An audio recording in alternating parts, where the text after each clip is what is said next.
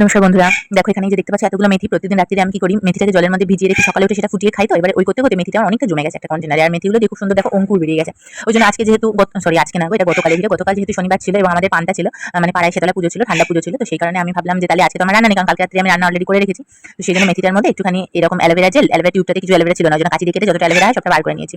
আর 1 teaspoon মতো ওই Apple cider vinegar দিয়ে এটাকে গ্রাইন্ডারে ভালো করে ব্লেন্ড করে নেবো, নিয়ে মাথায় মেখে নেবো।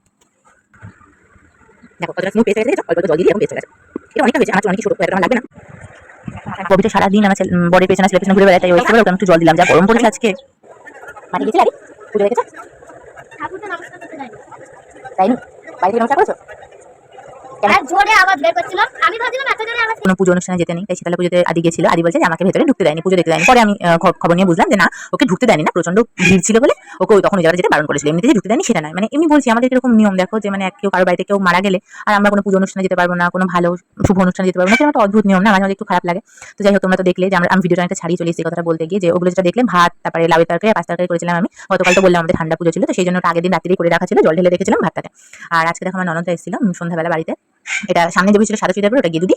আর অনির্বাণের মাথার সামনে যে বসেছিল ওটা ছিল পুতুলদি। আর এখানে আমি যেহেতু আজকে শনিবার, এবার কেউই পেঁয়াজ আমরা খাই না আর কি, নিরামিষ এই দিনটা। তার মধ্যে তো এমনি শীতলা পুজো, তো সেখানে আমি চা করেছিলাম, আর কি ভেজে দেবো বুঝতে পারছিলাম না, তাই ওদেরকে এটা ভেজে দিয়েছিলাম। একদম ভালো হয়নি এটা খেতে। আর এটা হচ্ছে আমার ছোট ননদ করবিদি। আর ওরা সবাই চলে যাওয়ার পর আদিকে একটু পড়তে বসিয়েছিলাম, আর আমি এখানে রান্না করতে করতে আদিকে পড়াচ্ছিলাম। আসল কথা হচ্ছে এখন যে সত্যি নিয়মটা হয়ে গেছে যে প্রত্যেক মাসে বাচ্চাদের পরীক্ষা থাকে, সেই জন্য পড়ার চাপটা একটু বেশিই থাকে। আর তারপরে কি বলতো, ওকে পড়তে একদম না বসে না, কি করো সারাদিন মোবাইল ঘাটে। এবার সারাদিন ওই মোবাইলটা ঘাটা থেকে, মানে ছুটির দিনগুলো বলছি আর কি, এমনি দিনও সময় পায় না, সোম থেকে শুক্রবার মোবাইল ঘাটে, সেটা তখন নেয় না। কিন্তু শনি রবিবারটা যখন ছুটি পায় না, ও এমনিতে ওর পিসি বাড়িতে যায় দাদার সাথে খেলতে, ওর পিসি ছেলের সাথে খেলতে, খেলে ঠেলে এসে তারপরে ও বেশিরভাগ সময়টা মানে বাড়িতে একা খেলা জায়গায় মোবাইল নিয়ে বসে থাকে। তো এখন তো দাদার সাথে খেলে এসে ছোট পিসি বাড়িতেও গিয়েছিল, গিয়ে খেলে এসেছে। আসার পরে ও পিসিদের সাথে একটু খেললো, তারপরে মোবাইল দেখছে। তারপরে আমি বললাম তুমি মোবাইলটা রেখে পড়তে বসো, কারণ দোসরা মে থেকে পরীক্ষা আমি বলেছি। তো সেই কারণে ও পড়ছে, আর আমি এখানে রান্না করতে করতে ওকে পড়াচ্ছিলাম। এই যে দেখো পড়ছে, আমি দরজাটা খুলে দেখাচ্ছি যে ও কি পড়ছে।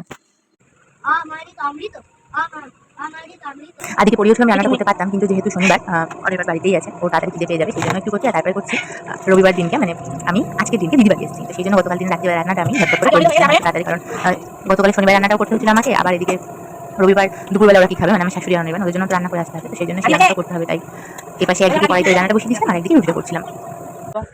আদিকে আমি সন্ধ্যাবেলা থেকে এতবার বললাম যে কিছু খা কিছু খা কিছু খা, কিচ্ছু খেলো না। এখন পড়তে বসে ওর খিদে পেয়েছে। এখন অলরেডি রাত্রি 10টা 15 বাজে, কিন্তু তার সাথেও এখন খিদে পেয়েছে, কারণ এই যে পড়াতে একটু ফাঁকি দেওয়া যাবে সেই জন্যই আর কি খিদে পাওয়াটা, নইলে খিদে পেত না। পোলাও পোলাও নয়, ফ্রাইড রাইস টাইপের করেছি। দেখো এখানে সবজি কেটে রেখেছিলাম, ক্যাপসিকাম, বিনস, গাজর আর কাজু কিশমিশ ভিজিয়ে রেখেছিলাম, এটা দিয়ে পোলাওটা করে দেবো, মানে ওই ফ্রাইড রাইসটা করে দেবো। আর হাঁসের ডিম কষাটা এখানে বসিয়েছি আলু ছাড়া। কথা বলতে বলতে না ভুলে যাচ্ছি মাঝখানে, কি বলবো একটার পর একটা মানে ভয়েস দিতে আমি ভয়েস ওভার করি, ভুলে যাচ্ছি। যাই হোক, তো ব্যাস এইভাবেই কেটে গেল আজকের দিনটা আমাদের। গতকাল দিদি বাড়ি যাবো, তো দিদি বাড়িতে গিয়ে আবার তোমাদেরকে ভিডিও ছাড়বো। এখন দেখো আদি খেলছে ওর বাবার সাথে। চলো টাটা, গুড নাইট, সবাই খুব ভালো থাকবে।